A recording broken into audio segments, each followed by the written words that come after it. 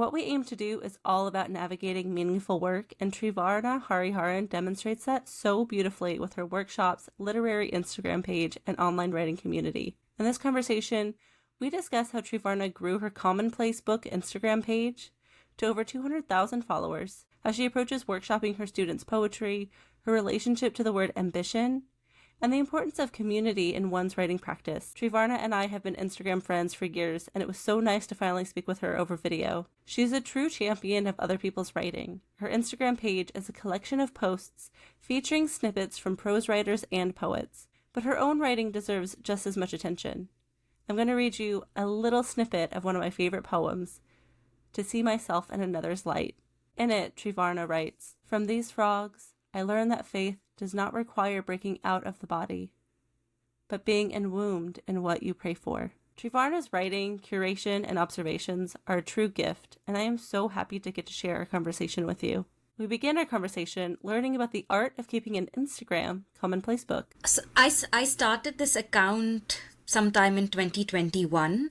I was about to finish my master's, my MA in English literature, and ever since I've been studying literature, I've been very deeply in love with the idea of the commonplace book, like the practice of commonplacing, bringing together different voices from different eras, different contexts, different socio-historical backgrounds, and putting all of these writers together and trying to understand what it would be like to have them in conversation with each other.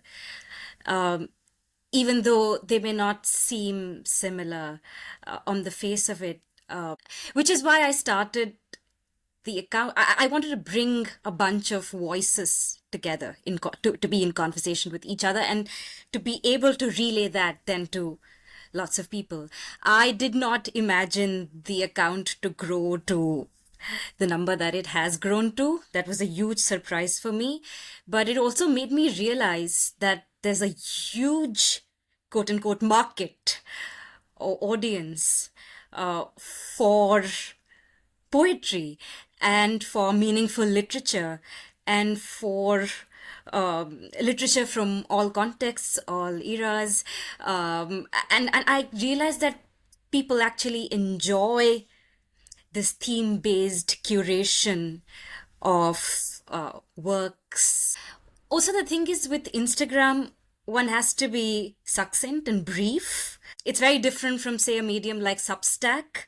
So I realized very early on that longer pieces of work will not fare as well on Instagram.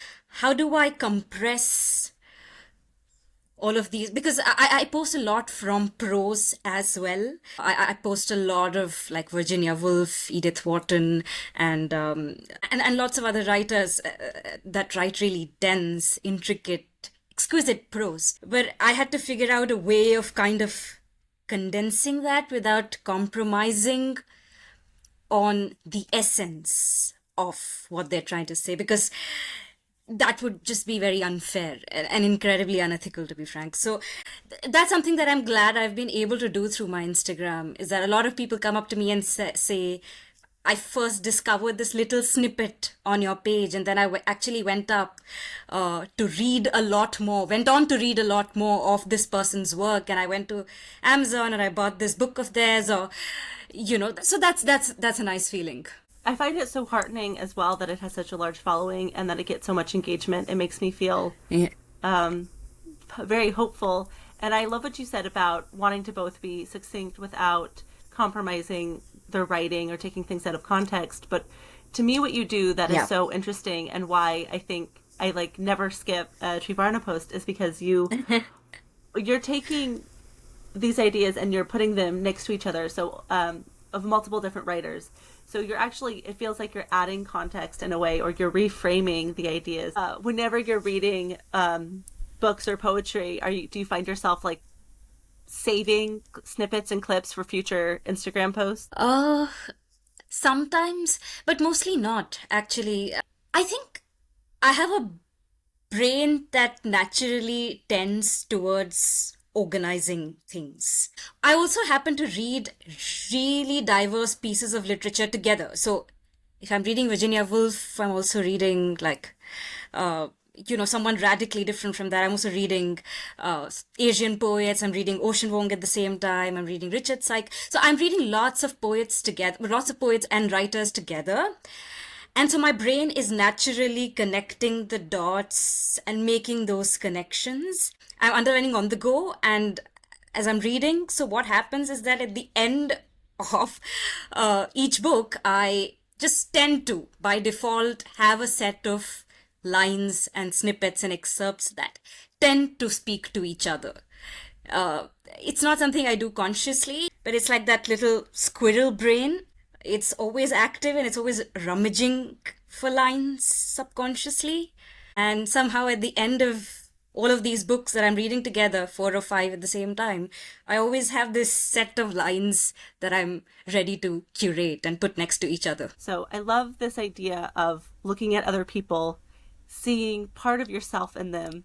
I think it helps you reflect on yourself better, but also drives compassion. Workshopping are also examples of this. This idea of, I'm going to teach a workshop, I'm going to present to you poems and ideas, and we're going to work through them together. No, I love that. I think the idea that, I think all good poetry does that. Just the other day, I was kind of thinking of poetry, or all of good writing is little fragments of a mirror. It's not the whole thing. It's never the whole.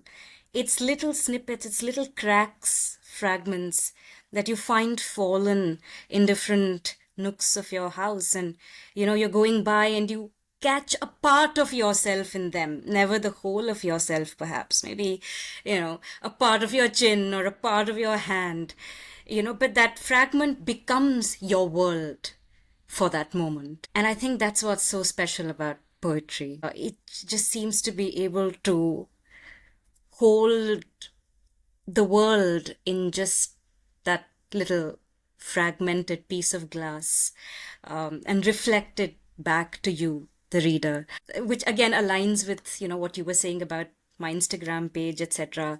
They're just brief snippets, and just the idea that, you're kind of turning the page, as it were, on Instagram. You're finding these little parts of yourself. And I always feel like it's much easier to hold parts of grief or parts of pain, like in fragments, as opposed to if you were given the whole thing. That might be too burdensome, too heavy, too large and too looming for you to hold. Yes, I agree completely. I think sometimes when I'm writing essays or trying to write essays, the prospect is so overwhelming, not so much from a technical standpoint, but from this idea of I have to get everything in, right? I have to make sure every idea is fully explored and I can't leave anything off the table. And then poetry is this amazing opportunity to say whatever needs to be said, and then everything else is allowed to be implied or not. Or a poem can be true just for that poem, which is something I love thinking about. Correct. That's a kind of freedom that I think is very hard to find, at least in any other writing medium that I've found. I agree. Absolutely. 100%. And I think poetry can hold haunting in a way that no other form can. It's a haunted form in some ways. You can channelize so many of your invisible ghosts inside a poem, through a poem. I think only poetry is able to harness ghosts in that way, and haunting in that way. I was listening to another interview you did, and you said, I'm kind of afraid of the dark, but when I mean afraid, I also mean I enjoy the dark. Fear and thrill go hand in hand for me. I love that. You were talking about enjoying writing at night and how you find clarity through the kind of murky nighttime hours. Do you think that kind of fear and thrill extends beyond poetry for you? Is that sort of how you approach your life, or is that reserved for poems? It's definitely something that I think about a lot with regard to my writing life. If I'm afraid of something, I'm delighted by it. It's there's a connection there for sure. I do think it does extend beyond poetry as well. It's a little bit more inconvenient in real life because when you're there, like for instance, if the lights go out, I'm scared. It's a practical thing at that time. I'm really afraid of insects. So if a grasshopper were to climb onto my bed, uh, it would scare the daylights out of me. And because you're so rooted in that moment and you can't escape it, and it's so practical and so urgent, there's no time for rumination, then, your survival instinct takes over. But, in poetry or in writing, you can sit with that fear. You don't have to escape it, right? I don't have to dash out of the room. I can sit with my fear, ruminate on it, meditate upon it, expand it into something beyond fear. Fear just transcends into this realm of the spiritual, because you've been able to sit with it and harness it into something beautiful and perhaps even something redemptive. I think that's an amazing point, and it is an opportunity to go and explore. It's like practice, right? You go work out those emotions in your safe room, and then hopefully out in the world, maybe you're better prepared for what comes up. Speaking of fear, I also read an interview that, and I did not know this, but your first book was published when you were 13. And in the interview, which was admittedly a few years ago, you kind of dismissed that. You said, yours faithfully wasn't so much a book as it was an impulsive decision to publish one. And I love that, and I feel that way. My first chapbook, my only chapbook, came out when I was 31, and I'm very proud of it, and I'm very proud of the fact that I did it. But I have to say it also still feels like an impulsive decision to publish one. But so what were you doing at 13 that you were like, oh, absolutely, of course I could have a book. That seems pretty brave. That seems pretty fearless. Yes, I think at that age one tends to be a little fearless. And my parents encouraged it for some reason, so I just went ahead and published it. So I've been writing since forever, and I thought, I have to put out everything I write, and I want to. It just came from a place of wanting to share everything I wrote with the world, with my friends. And at the time, I discovered that you could self-publish a book because it would not have been taken up by a traditional publisher. So it was great. I thought I'd go ahead and self-publish it, and I published it at the age of 13. Kind of looked back at it at the age of 18, and for a moment, I regretted having published that book because I had no idea what I was doing. But having said that, it's also nice and humbling to see the evolution of your language over the years. It's a little bit embarrassing to have that documented forever now, but it's a nice humbling feeling to see that arc, that journey of yourself as a poet also. I think it's amazing. It's very romantic to imagine all of your practice happening in private, right? I can't think of a more romantic poetry story than my first ever publication being in I debuted in the Paris Review. Nobody knew who I was, and then one day I was in the New Yorker, and now I have a full length coming out with a top 5 publisher. That is so romantic. But I think practically for most of us, you're making the things and you're getting it wherever you can get them, whether that's self-publishing or, my best friend's journal, literary journal, and hopefully developing a voice. But a lot of that practice is done publicly. Right. I think that's kind of wonderful, though. I think it's amazing that you have this very early record. I agree. Though I think Virginia Woolf said something about not publishing any of your work until you turn 30.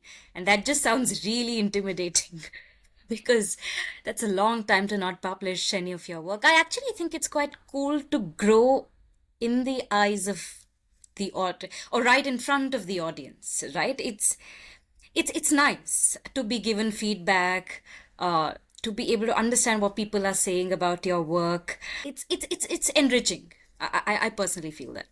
If Virginia was here, what I would push back on is if you can write, say you start writing at 20 in earnest, and you have 10 years and you're writing in workshops and you're writing with critical feedback and you're sharing with just your friends, then what that means is you have 10 years where you're actually refining your craft and then you can publish. What I think now is happening, and at least my experience, my first publication was age 29. It was like I needed to publish in order to get the community, if that makes sense. So I didn't have the writing circles and the feedback, and I couldn't refine what I was doing almost until I was publishing. And I think, obviously a lot of that has to do with the fact that, in Virginia Woolf's time, publishing was a very different thing than publishing now is so sort of bootstrapped and it's a little bit different. But I do encourage newer poets or newer fiction writers, as much as you can hold it in, if it might save you a little bit of embarrassment, but don't hold all of your work in to the point that you never get feedback and you never get to practice, because it's hard to write and not have anybody read it. It's like the whole reason we're writing is because we want someone to read it. Absolutely. Now I have to ask you about your experience teaching workshops. Like, what does teaching give back to you, right? What do you get in return from that experience? I started teaching just about an year ago. And the one thing that I think teaching has given me is the ability to be kinder to my baby drafts, my first drafts, because what you're doing in workshops is essentially reading the baby drafts of all of your members and all of your participants. And how you treat their work is how you should treat your own work, right? Because it's really hypocritical to be kind to somebody else but not be able to extend that kindness to yourself. And I realized that I was being really hard on all of my initial drafts and kind of destroying them in the process of the unkindness, because I don't think that anything really productive comes out of the intense pressure of wanting to be better and better and better. It's a great thing to strive to be better and to want to be and want to grow as a poet and grow in your craft, but to bear the burden of how do I make this draft better? What do I do? The constant pressure of that I was kind of crumbling under that. So one of the things that I tend to do in my workshops is what if? So I never say you got to change. I don't like folks who say you got to change that, you got to edit that has to go out. And I don't like that kind of language. I always think about edits in terms of what ifs, and offering my participants newer possibilities of exploration, alternative possibilities of exploration and interpretation, like different paths. And I've tried doing that with my own work, and I see the change now, because instead of sitting down with a red marker and, trying to edit lines out and literally dissect my poem the way that I would in the past, there's a lot more spaciousness that has kind of come into my poetry as a result of me being able to make space for myself and for my poems, and giving myself the permission to fail over and over. So that's something that I think teaching has offered me, for sure. I can't remember if it was an interview or a podcast, but I heard Ross Gay say something like when he edits his poems, he does a lot of adding. He writes into the poem versus pulling everything out. And I had never considered that. I sort of thought, well, when I write poems, I generate a bunch of work on the page, and then editing is a process of pulling out what doesn't work. Mm. And sometimes that is that for me. But hearing him kind of reframe it as, well, I'm editing and I actually add a lot back in. I loved that idea. And that comes from curiosity, which is exactly what you said. What if we did this? When you don't even allow the opportunity to explore, you miss out on, such amazing outcomes. Yeah. I love that. I love that. I wanted to ask you about dreams and dreaming in poetry, because I read this poem of yours in the Threepenny Review, and I loved the way you played around with the dream motif there. What does dreaming mean to you, and how is it that you're able to harness it the way you do in your poetry? You're so nice. So the idea for that poem came directly from reading a lot of Jung and writers inspired by Jung. A common perspective is that when you're dreaming, everybody in the dream is the same aspect of like one consciousness. I love that idea. And at the time, I was having a lot of had like villain dreams. So I would be going to I would be at the grocery store, I'd walk to my trunk, and then I would be mugged, and I'd wake up and I'd have this like terrible feeling of having been attacked. Or I'd be chased a lot. I was very anxious. And then one day I had that same recurring dream of I'm going to my car to put my groceries away, and I was attacked, and the person was myself. So like the person attacking me looked just like I looked. And that kind of spurred this idea because, I had been playing around with this idea like, oh, everybody in the dream is the same person. What an interesting thought experiment. And then it was almost like my psyche was like, no, really, why don't you take a look at this? And then from that, I was sort of journaling about being kinder to myself, or, what does it mean to attack myself? Is that what does that mean, right? And I like that sort of pretend space, so I can hopefully get to a more honest version of who I am. I love that. I love that. I think, I don't know who said it, I forget, but someone said something about how it's when you wear a mask that you actually stand the most unmasked version of as the most unmasked version of yourself, is when you're behind a mask. And I thought that was mighty interesting. One of the scary things about poetry or podcasting or putting yourself out there in any capacity is, for me, this fear that other people can see the things that I cannot see about myself. Like, that idea sort of drives me crazy. I want to know all of the Megan, and I hate the idea that someone is listening and they're like, oh, we can tell. We know what you're insecure about that you don't even know yet. But yeah, it's terrifying. But I think the benefit of that is, I don't know, I'd probably never figure it out if it wasn't for, it's interesting when you're workshopping poetry, you're not supposed to do this, but it does inevitably happen that people kind of confuse the narrator with the author. Yeah. Mm-hmm. Yeah. Exactly.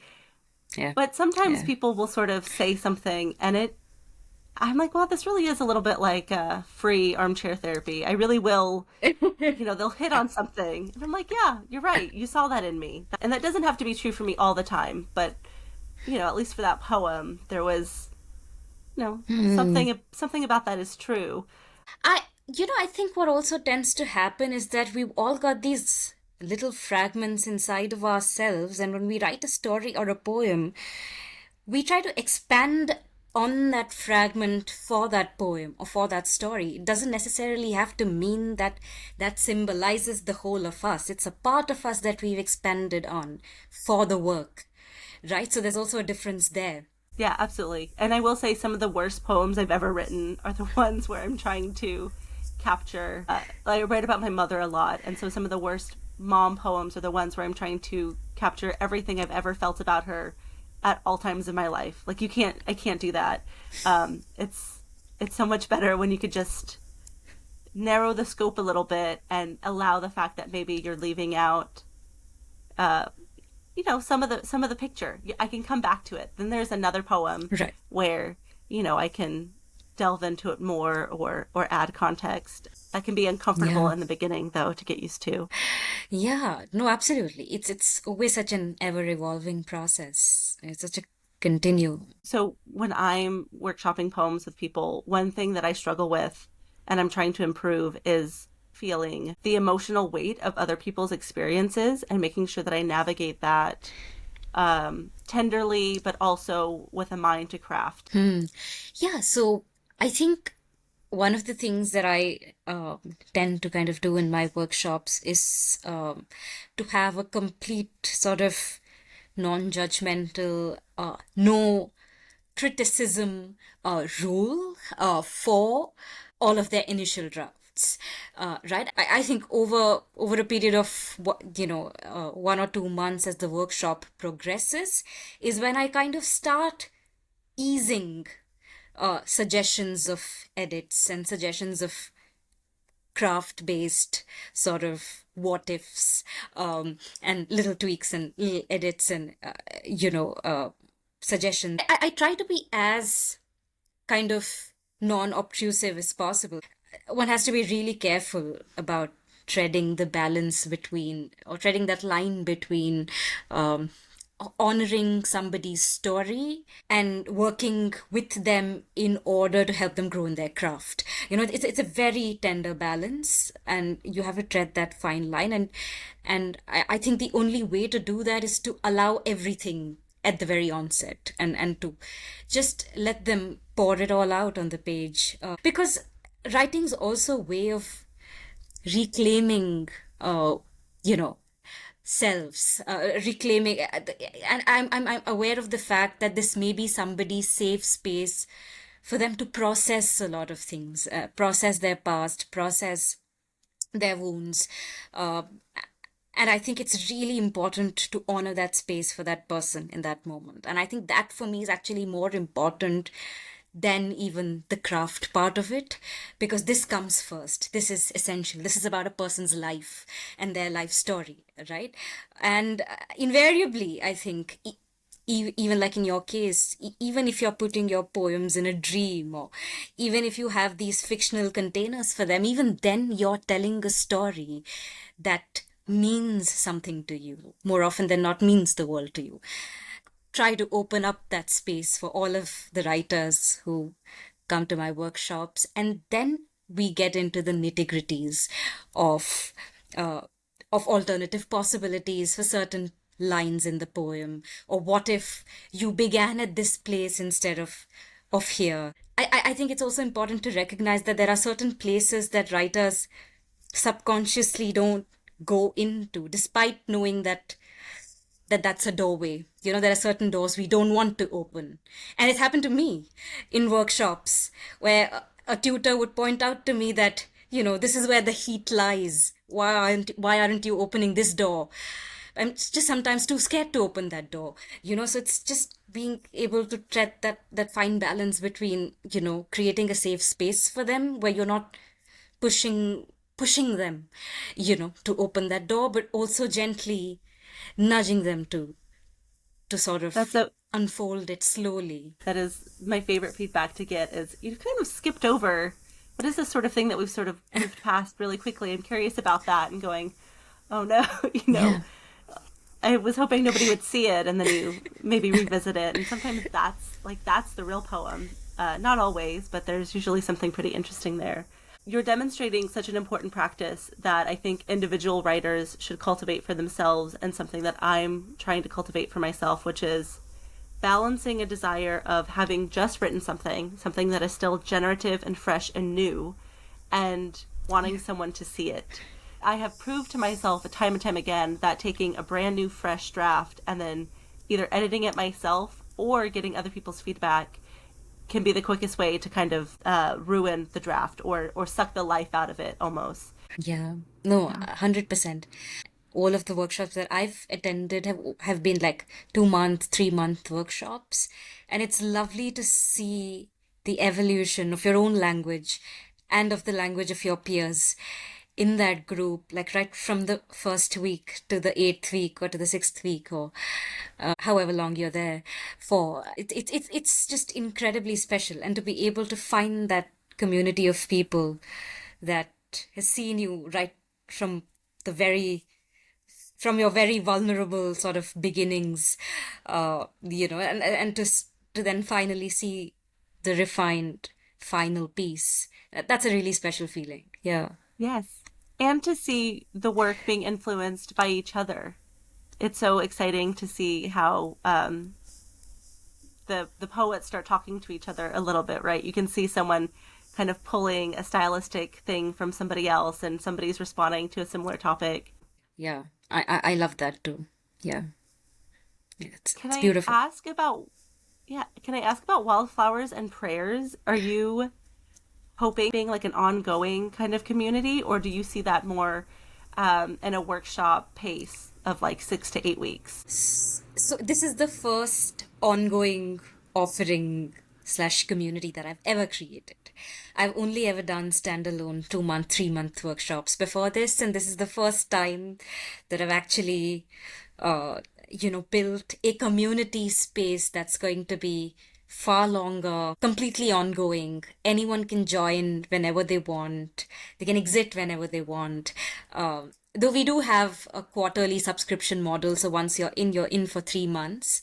And we also have an annual option, but this is the first, and I'm really excited to see what this grows into, because I think it can be so healing and so powerful to have a space where you can make friends for life, and where you'll have a set of people that'll always have your back, and you'll always feel safe sharing your drafts with, even before they're published. And so I was in this wonderful community called Hearthfire. I think it was run by James Cruz and Danusha Lamaris, and that was the first ever community poetry space that I ever attended. And it was just such an incredibly transformative experience, because I just found some of the nicest, most compassionate set of people. And that one actually shut down, unfortunately. And I said, what do I do now? So I kind of came up with the idea of starting one of my own. Wildflowers Are Prayers was born as an idea. And I love wildflowers because they grow anywhere, and they seem to be completely untethered by the rules of where they should grow, how they should grow, how they should look. I just think of writers as wildflowers that can thrive anywhere, irrespective of the circumstances that they may be in. So it's a group that's open to writers of all ages and all walks of life. And I'm really excited for it to be launched. I'm so excited for you. I think, going back to what we talked about that kind of early desire to publish as quickly as possible so it feels like other people are consuming your work. Well, the best thing you can do if you're nervous about curbing that sort of desire, and there's pros and cons to it, but it is to find that safe community, find people that are reading your writing so you can feel like it exists, but also so you can give yourself the space to sit with it. One other thing I wanted to mention, I'm a managing editor at Variant, and it is not uncommon for people to send us work that's amazing and we'll accept it, and then they'll follow up and say, you know what, I'm actually not ready for this to be published. Can I withdraw it?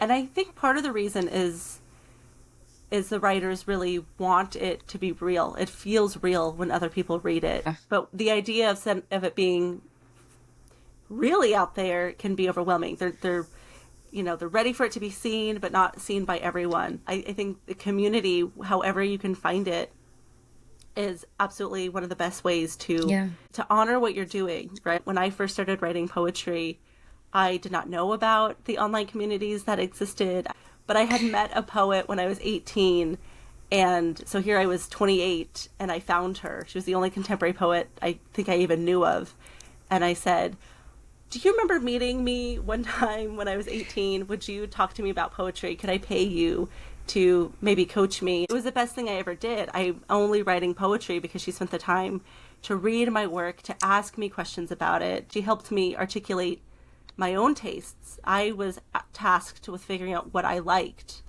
And it's just 100% the only reason I started writing. I lucked out. I happened to find somebody that was kind. I had no real way of knowing if she was going to be a positive influence, and she was. But I have definitely found myself in paid workshop communities and free communities where those guidelines weren't laid out, where the practice wasn't. 100%. Has happened to ask about your relationship to the word ambition? Does that bring up any feelings for you? I think about the word ambition all the time. Yeah, lots. So I think I do think of myself as a pretty ambitious person. I've ever been since I was in school. I always wanted to score really well. I wanted to excel in my studies. All of that. So I think I've been ambitious since I was a child. I continue to be ambitious even now, in the sphere of my work. But it's a slightly sort of conflicting word sometimes for me, because there's a part of me that just wants to surrender my all and, just do this for fulfillment, write for joy. There's a part of me that wants to market, the work that I do aggressively and put myself out there a lot more. And these two sides just seem to be in conflict with each other all the time. So I haven't quite figured my relationship with my ambition out as fully yet. But I do know that I want my work to be out there in the world and be read. But I just somehow don't know how to, market myself or promote myself as aggressively. I still grapple with that a lot. Like, what do you do? Who do you contact? That just seems to be a completely different skill set altogether. Uh, you could write and write, and you could even write really well, but it takes a completely different skill set to be able to build a brand out of that. I think you gotta be very proactive about putting yourself out there, doing it regularly. It's everyday work. Like, it's not like people are, you put your work out there and people are just going to find it and read it. It's work to reach, to make it reach people. It's, like you said, what you said right at the beginning about balancing the creative aspect of it with the business aspect of it. I do think that it's incredibly important for artists to be compensated for their labor monetarily, because that's the one part that we often tend to skim over or skip over. I think it's somehow taken for granted that, it's almost treated as not even labor sometimes, because just people think books are born out of this magical space and writers are these gifted people that can whip out line after line and, create these magical it doesn't work like that. It's not magic. It's labor. It's actually very laborious to write, and to, get down to put pen to paper every single day, and it can feel really draining physically and emotionally. And I'd like more recognition for that. I'd like more financial monetary compensation for that.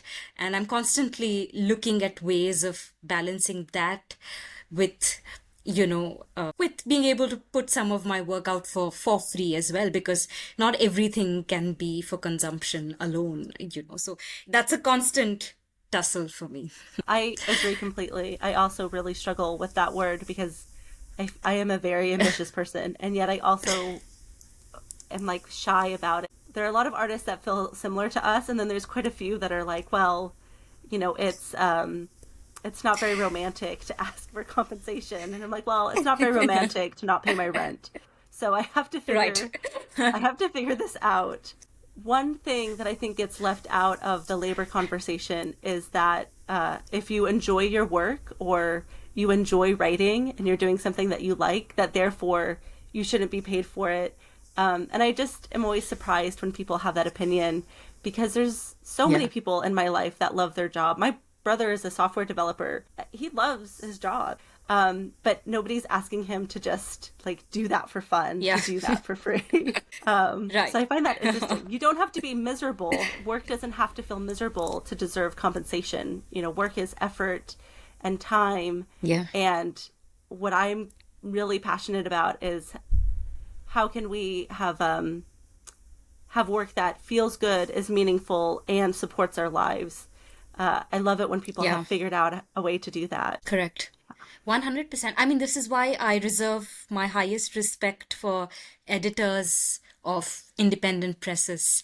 It's just so much underpaid labor. It's just, they're gems for doing what they do without the because I've worked in a magazine and I know the work it takes to run an independent literary magazine, and you're not paid for it. And you have to kind of compensate for your own expenses and, and for all of your basic expenses of publishing, etc. But it's just so hard. And those are the folks that are holding up our, literary world. Those deserve the highest rounds of applause, I think. I also think a lot about volunteering. So I volunteer both at a literary journal, but I also volunteer in person at a food room, which admittedly I was kind of roped into doing, and then I fell in love with it. I work remotely, so I'm like, oh my goodness, people, it's been really rewarding. Like, I'm very selfish about it. I like that I get to do that. But sometimes when I'm feeling sort of guilty about making money, or I let myself fall into this unhelpful narrative about compensation, I take a step back and go, listen, if you don't find a way to support your life, you cannot volunteer at a food room, you cannot do your literary journal work, you cannot write your poems. Yeah. There's good reasons to care about making a living. And I think sometimes there can be a really overwhelming narrative that we should pretend like it doesn't matter. But most people I know, certainly every poet that I've ever met, is trying to add a net positive to the world. And that seems like an amazing thing to support. Absolutely. Yeah. Absolutely. Yeah. What's your relationship like to publishing and getting published today? I know you've written about this, but I want to ask you here. I feel... So with poetry specifically, I have really relaxed, which is good because I went kind of nuts. Now I sort of pride myself on not checking Submittable like for weeks at a time. And I send things out pretty casually, but I noticed I could only do that if I filled my life back up with another place for me to be sort of like competitive, if that makes sense. Like I have just a general amount of winning, competitive, I want to be doing things, I need stimulation, energy. And I found myself where it was only going to poems, which I began as this sort of, as a place of solace. Like the reason I started doing this was so I could have an identity again. And then I turned it into a video game. So now I'm like, okay, well, I don't think you need to erase who you are or your ambition or your desire to make big things or do things. Can you find something else? So I have a podcast, or I started taking my copywriting work much more seriously and pitching more people. And so I just had to find the right, I mean, there was a very short window where I thought, I love poems. Wouldn't it be amazing if this is my whole career, if I could build like a way to just do this? And I think for some people that makes so much sense, but I truly believe that for me, that's probably not my path. And that is just... Correct. That's just how I feel. I just don't want that to be my only thing. But I wasn't thinking about it. I was just like, I found myself playing a game without reflecting. And now I feel like, no, I definitely want to be ambitious. I want to keep poetry for me needs to be separate. I think this just resonates so well for me because I feel exactly the same way. I actually do not see poetry as the only thing in my life. Like, I recently read this article or this essay about, I think it was Wallace Stevens. I hope I'm right about this. Wallace Stevens sort of refused to give up his job. He was, I think, working as an insurance agent, or he was in a corporate, he was doing some finance work, and he was offered as a sort of place, a position as a poetry lecturer and as a tutor of poetry. And he refused it. He refused to give up his job for that because he wanted there to be a distinction between the two worlds. And every so often, I feel like when I'm sort of, immersed in my business, or I'm thinking numbers, I'm thinking accounting, or something that's radically different from the creative side of me, the creative brain inside me, I just feel like that is such an important time, because that's the time where your well is being refilled for you to come back recharged to the poetic, more creative side of you. Like, I couldn't imagine writing being the only thing that I'm doing in a day. I'd probably burn out if that were the case. It also reminds me of a blog post I read when I was 20 that said something like, if you want to be a writer, and they were talking about being a nonfiction writer, but if you want to be a writer, you have to do interesting things. And I was 20 and I'm like, oh God, I haven't done anything. But I do think there's, something to that. I think that, Yeah. like, live a full life, like, have relationships, do lots of things, have lots of experiences. Yeah. I used to be really bothered by, the idea of not writing every day. Like 2-3 years ago, I thought this was something that I had to do every day as a practice. And the more I pressured myself to do that, the less I was being able to do it. So now that I've eased myself out on, on sort of the practice of my writing. I do not have a set routine anymore. I write when it comes to me, and invariably, like you said, it does come back. And it was during that time that I read this interview of Louise Gluck, where she said that she didn't write a poem for almost 2 years. I was like, if she can go through that phase and then come back, and she has this beautiful line where she says, whatever comes back from oblivion, whatever returns from oblivion returns to find a voice. And I think it happens. She write The Wild Iris after that? Was it that she had, yeah. So she had 2 years where she didn't write, and then she wrote The Wild Iris, which is phenomenal. Yeah. I had such an amazing time speaking to you. I think we should do this more often. And I'd love to have you as like a guest poet in Wildflowers Are Prayers. I'd love for you to read some, if you're up for it, of course, I'd love for you to read some of your work, share it with our members. It'd be amazing to have you in Wildflowers. That is incredible. I would love to do that. When are you hoping to launch it or to start? Yeah, so I haven't announced it yet, but I think it should launch in July. Can I ask you one final question? So what is one thing, big or small, looking forward to right now? Bird watching. A new obsession of mine that I've picked up. Like it used to be a childhood obsession of mine. I could watch birds for hours and hours, and just somehow it just went away along the way. And that's something that I've revived very recently. So I've started making this really nice seed mix for the birds that come to my balcony. And so it's flax seeds and pumpkin seeds. I'm really obsessed about with this, right? So I'm very particular about the ratio of the flax seeds to the pumpkin seeds, etc. And I love it. I just love feeding birds. I love looking at them from a distance. Bird watching has actually made me a little bit of a better poet, because I feel like poetry and just writing in general is all about learning. It's about the practice of waiting, waiting for the lines to come, waiting for your work to be out there, just waiting. It's a training in waiting. And bird watching or loving a bird or loving a cat, is great training in learning how to wait.